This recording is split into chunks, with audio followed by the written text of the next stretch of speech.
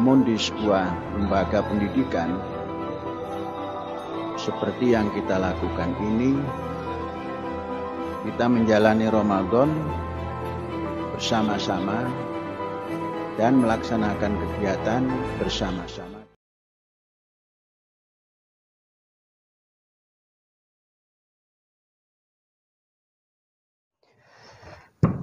Assalamualaikum warahmatullahi wabarakatuh. Bismillah, alhamdulillah, wassalatu wassalamu ala rasulillah wa ala alihi wa sahbihi wa mawalah ba'dah. Teman-teman sekalian, bahagia kita bisa ketemu lewat channel dakwah yang sangat sederhana ini. Mudah-mudahan nikmat iman, Islam serta kesehatan senantiasa diberikan Allah kepada kita sekalian. Teman-teman sekalian, saat ini kita di season kedua kita amar ma'ruf nahi mungkar ya, terhadap kaifiyah tata cara ibadah di pondok yang saat ini mendapatkan sorotan, yakni Pondok Az-Zaitun di Indramayu, Jawa Barat. Nah, kali ini kita akan membahas seperti video ya, atau gambar yang kita sampaikan di awal tentang tata cara sholat. Apakah seperti yang dilakukan oleh Az-Zaitun itu sesuai dengan ajaran syariat? Nah, kita lihat di dalam tata cara sholat, termasuk Idul Fitri, itu sopnya sangat-sangat renggang. Kemudian kalau kita lihat sangat-sangat kalau di Idul Fitri kemarin sangat resmi begitu, pakai jas ya, rapi dan seterusnya. Dan ini sesungguhnya tidak masalah.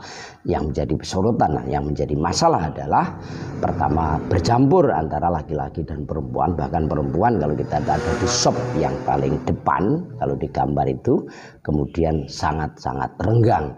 Padahal hari ini tahun 1444 ini sudah tidak ada COVID. Nah, ini yang harus ditanyakan. Sesungguhnya seperti apa? Nah, teman-teman sekalian, tentang itu ini bisa kita buka ya di dalam Bulughul Maram atau kitab hadis yang lain.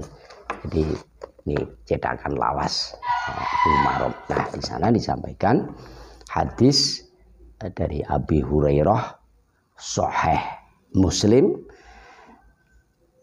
Rasulullah bersabda, khairu sufufir rijal awwaluha wa syarruha akhiruha wa khairu sufufin nisa akhiruha wa syarruha awwaluha. Jadi sebaik-baik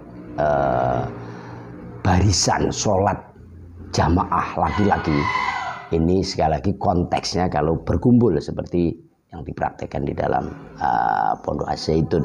Kalau berkumpul laki-laki dan perempuan, maka kata Rasulullah sebaik-baik sopnya laki-laki adalah yang paling depan, yang paling jelek adalah yang paling belakang. Kemudian sebaik-baik sop perempuan kalau campur dengan laki-laki, ini adalah di paling belakang, dan yang paling jelek adalah yang paling depan. Nah, di dalam tafsirnya ini bisa dibuka dan bisa dibaca di layar. Afdhalu sufufir rijal wa aksaruha ajran as-saful awal.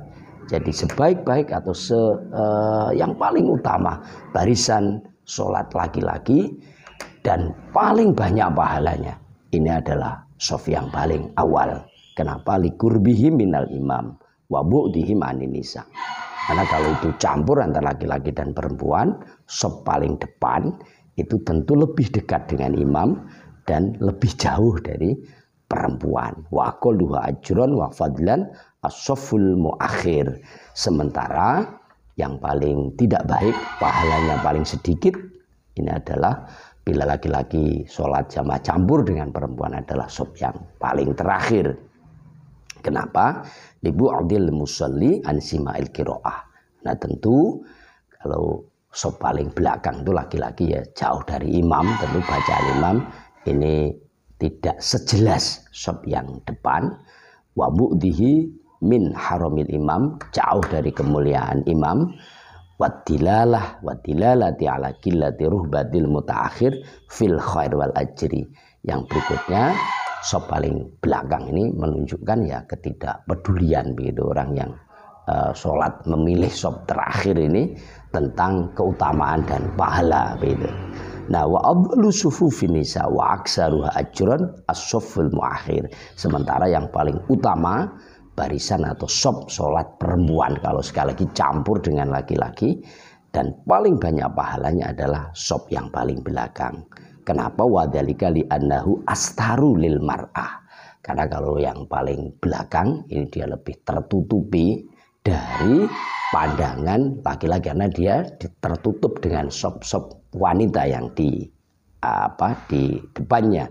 Libu'diha an sufufi rijal, karena jauh dari barisan laki-laki. Wa aqalluha ajran wa fadlan as-sufuful ula. Sementara pahala yang paling sedikit bagi perempuan berjamaah bareng dengan laki-laki adalah yang paling depan, ya. Kenapa? Liqurbiha minal fitnah, karena dekat dengan fitnah, karena dia dekat dengan barisan laki-laki, awit ta'arud laha, atau bisa saja saling mengganggu, dia mengganggu kepada laki-laki, laki-laki terganggu oleh dia karena lain jenis, ya. Wa hadza idza shallatin nisa'u marrijali fi makanin wahidin wa tahta sakfin wahidin. Nah, ini kita tegaskan, formasi seperti dalam hadis ini adalah ketika seperti dalam Az-Zaitun itu. Jadi di dalam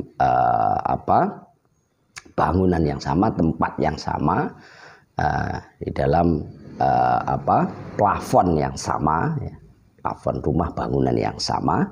Amma idza shallaina wahdahuna aw munfasilatin anir rijal fa hukmu sufufihinna hukmu sufufir rijal. Kalau dia sholat sendiri antar perempuan gitu, ya, semua perempuan, atau bersama dengan laki-laki tapi di tempat dipisah seperti pada umumnya masjid-masjid mushola di Indonesia yang lama, itu biasanya laki-laki ada di sebelahnya, perempuan di sebelahnya, jadi ada penghalang atau ditempatkan sendiri. Nah, maka hukumnya adalah sama seperti hukumnya jamaah laki-laki. Jadi yang depan pahalanya yang paling banyak, perempuan yang paling belakang pahalanya paling sedikit. Ini kalau disendirikan sendiri, sekali lagi sendiri, tidak ada jamaah laki-laki, atau bersama dengan jamaah laki-laki tapi disendirikan, ya. Wa yakunu khairu sufufin nisa awwaluha wa syarruha akhiruha. Maka sama seperti laki-laki, yang baik adalah sop yang depan, pahala paling sedikit adalah yang paling belakang. Mudah-mudahan ini memberi pencerahan pada kita sekalian. Sekali lagi, ini untuk kewajiban kita amar ma'ruf nahi mungkar kepada internal Az-Zaitun. Kalau tidak, tentu kita tanyakan sesungguhnya syariat yang mana kemudian yang diikuti. Apabila tidak mau berbenah secara eksternal, ini agar tata cara seperti itu ini untuk tidak diikuti. Kalau sah, apakah sah? Sesungguhnya sah. Tapi ini aturan ini tidak mengikuti sunnah Rasulullah, tidak mengikuti tata cara yang diajarkan oleh syariat kita. Mudah-mudahan bermanfaat. Wallahu muwaffiq ila aqwamit thoriq. Wassalamualaikum warahmatullahi wabarakatuh.